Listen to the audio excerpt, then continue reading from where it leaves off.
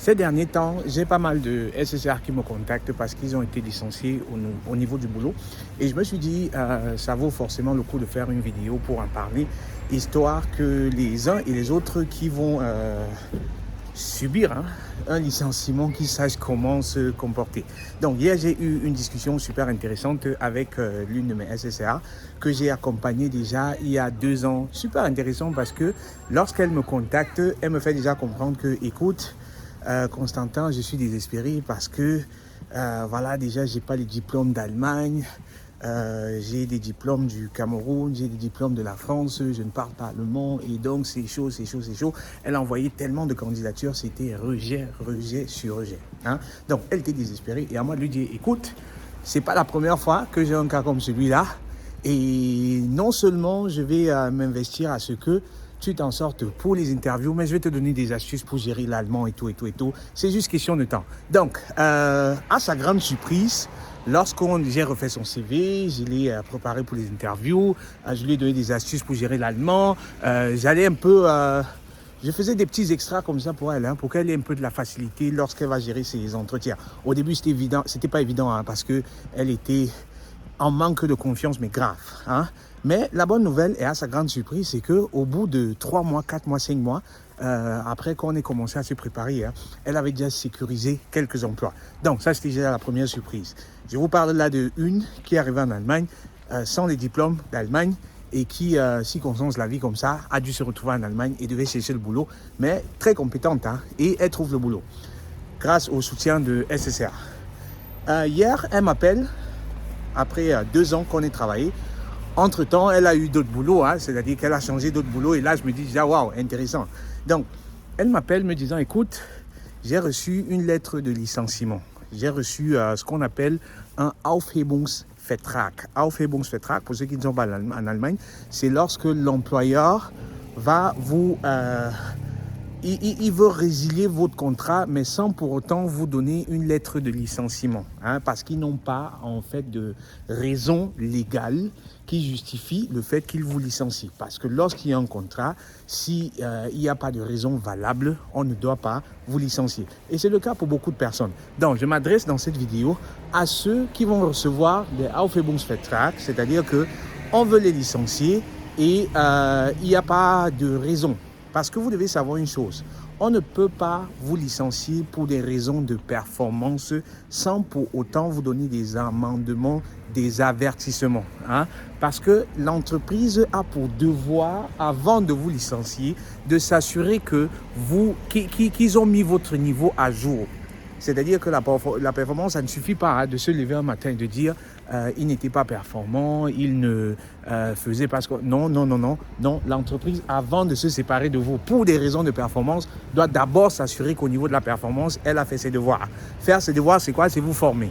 Faire ses devoirs, c'est vous avertir 1 fois, 2 fois, 3 fois. Et si malgré les avertissements 2 fois, 3 fois, vous n'êtes toujours pas à la hauteur, là, elle est dans son plein droit de dire écoute, cette personne n'est pas performante, cette personne ne peut pas remplir sa part du contrat.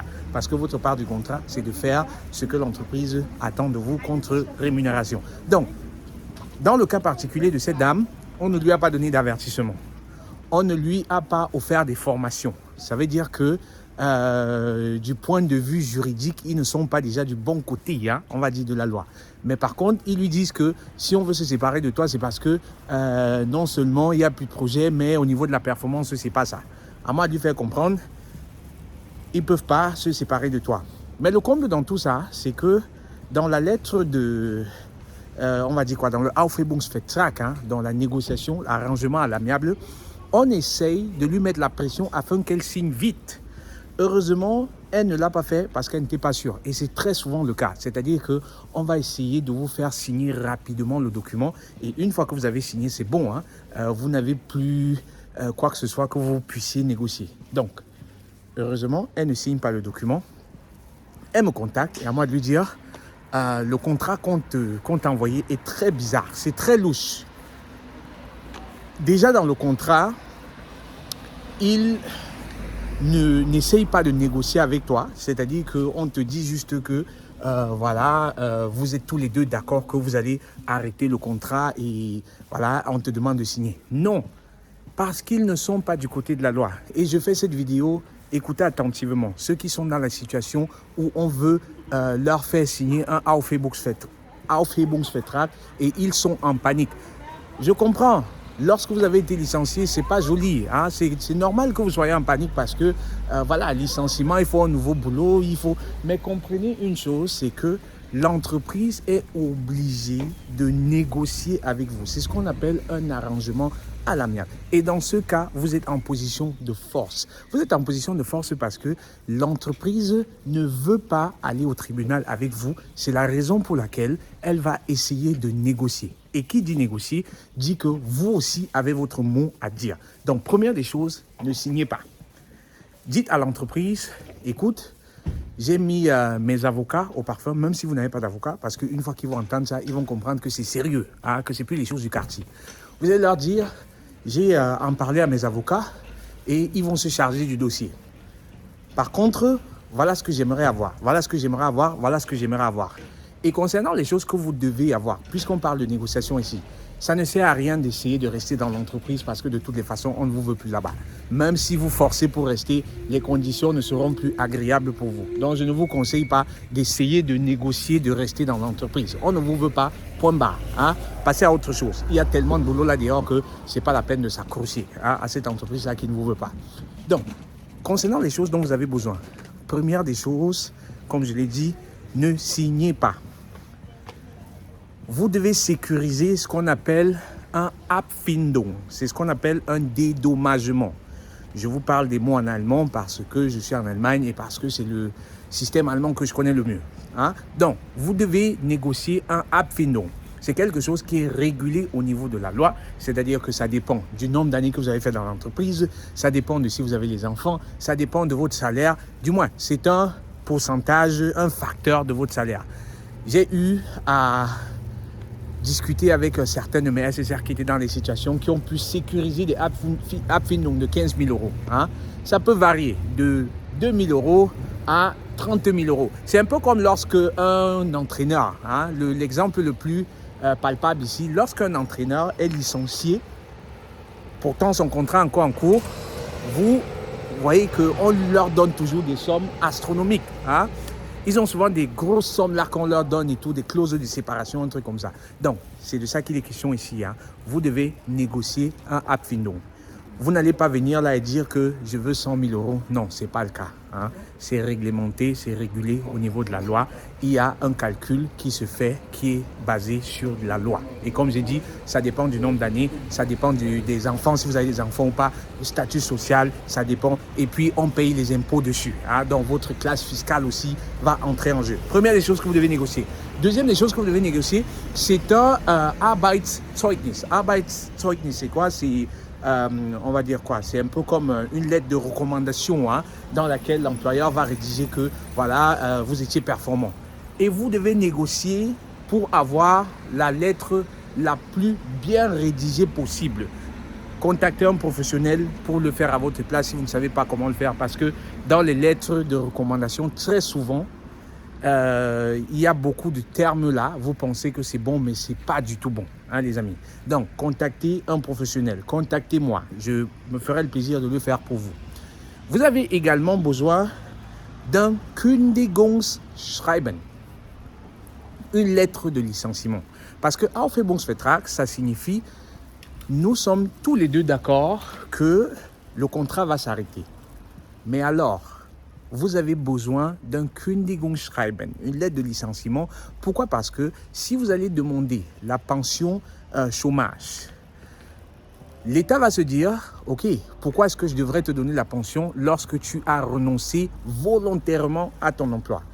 Ils vont vous bloquer sur 2 mois, sur 3 mois, et c'est comme ça que vous allez renoncer à 2-3 mois de licenciement, hein, de pension chômage. Par contre, si vous avez une lettre de licenciement, ça veut dire que vous avez été licencié. Ça fait partie des négociations. L'employeur va vous donner une lettre de licenciement en plus du Aufhebungsvertrag.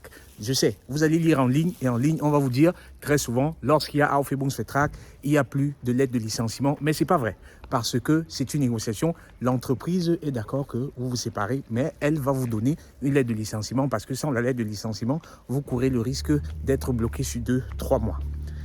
Et les amis, un autre point super important. Il y a beaucoup à dire sur le sujet, hein, mais j'essaye d'être bref, j'essaye de vous donner les grandes lignes afin que vous sachiez comment gérer la situation hein, lorsque vous êtes dans un cas comme celui-là. Autre point super important, en plus du Aufhebungsvertrag, il y a le Freistellung, c'est-à-dire que l'entreprise peut décider que vous allez arrêter de travailler à l'immédiat. Pourtant, votre contrat, c'est le cas pour la demoiselle, là, la dame avec qui, pas la demoiselle, la dame avec qui je causais hier, ma SSR, son contrat devait s'arrêter en juin prochain. Mais par contre, on lui a dit son dernier jour de travail, c'était hier. Donc, vous constatez qu'on va continuer de lui payer son salaire. Hein? Donc, elle aura son salaire et c'est bien parce que pendant ce temps, vous pouvez sécuriser déjà un autre boulot. On va vous donner le salaire, pourtant vous avez déjà un autre emploi. Donc, les Abfindung, ou si vous voulez, le licenciement n'est pas toujours quelque chose de fatal. Lorsqu'on vous licencie, surtout lorsque à côté il y a un Abfindung, il y a un Aufhebungsvertrag dans les airs, il y a un Freistellung avant que vous n'ayez terminé, ça peut s'avérer super intéressant. Je pourrais vous parler de l'histoire de beaucoup d'autres personnes comme ça que j'ai accompagnées dans ces situations qui étaient dans les plats au départ, mais qui se sont rendus compte en effet que c'était plutôt du miel là, pour elles parce qu'elles ont pu sécuriser. Le cas le plus extrême que j'avais, c'était pratiquement 32 000 euros hein, que la personne a sécurisé et 1 mois et demi après, il avait déjà un nouvel emploi. Hein. Combien de mois il vous faudrait pour pouvoir mettre 32 000 euros de côté hein? Le meilleur exemple palpable ici, c'est comme avec les coachs. Donc, dites-moi ce que vous en pensez, les amis. Est-ce que vous avez été licencié? Si c'est le cas, si vous connaissez quelqu'un qui est licencié et qui est en panique, la meilleure des choses à faire, c'est de tourner la page et de chercher rapidement un nouvel emploi. La chance que vous avez, c'est que de nos jours, il est un peu plus évident de trouver des nouveaux emplois, surtout si vous avez un bon CV attrayant, bien rédigé, concis, captivant, qui met en lumière vos meilleures compétences. Si vous avez une lettre de motivation qui va avec, vous maximisez tout simplement les chances. Hein, et vous savez que je suis là pour ça, hein, les amis. Donc, contactez-moi en inbox, contactez-moi sur Messenger, sur WhatsApp, et je me ferai le plaisir de rédiger pour vous la meilleure lettre de motivation, le meilleur CV que vous ayez jamais vu, hein, pour vous mettre en lumière et captiver l'attention, l'intérêt de ces nouvelles entreprises chez qui vous allez postuler et tout simplement tourner la page, passer à autre chose et profiter de votre Abfindung. C'était Constantin pour vous hisser au sommet de votre carrière professionnelle. Si vous avez aimé la vidéo, merci de mettre des likes, merci de partager et à très vite. Ciao.